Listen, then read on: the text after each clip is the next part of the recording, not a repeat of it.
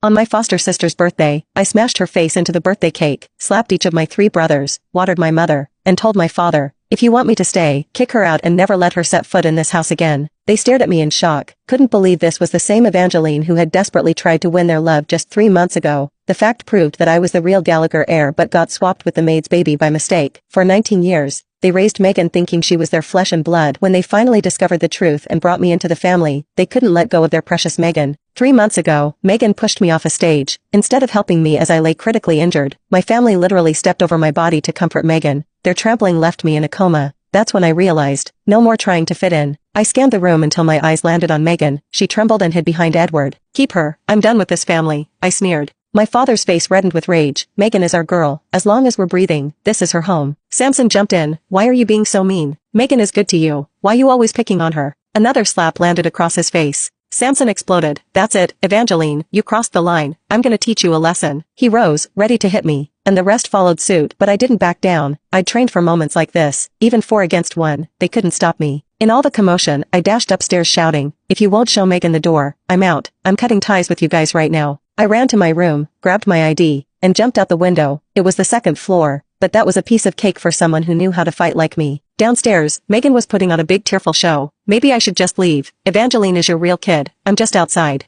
Don't say that. You're my daughter. Always. Bethany jumped in. George added, Evangeline's nothing like you. She only causes drama. Then Megan said, all worried, but remember? Grandpa left Evangeline 30% of the company's shares. If she starts messing things up there, what will we do? George frowned. She's got our company shares, but wants to ditch the Gallagher family? I'll send some guys after her tomorrow to get our shares back. Meanwhile, I was leaning against a hotel pillar, waiting. A sleek Maybach pulled up, and out stepped Arthur Ferdinand, the 6-foot tower of muscle who ran Ferdinand Group, Hofcaster's wealthiest company and my family's biggest rival. I blocked his path. Mr. Ferdinand, I've got a business proposition for you. I have 30% of Gallagher Group's shares, and I'm looking to sell them. How about to you? Arthur's eyes locked onto mine, suddenly interested. I showed him my ID. I'm Evangeline Castillo from the Gallagher family. My grandfather left me 30% of Gallagher Group when he passed away. In his presidential suite, Arthur got straight to business. How much do you want for those shares? $6 million, I said firmly. Arthur blinked in disbelief. Hold up, Ms. Castillo, you sure you're not playing me? I'm not kidding around. $6 million is my price. You know how much Gallagher Group is worth? He asked suspiciously. I nodded casually. Totally, a cool $30 billion.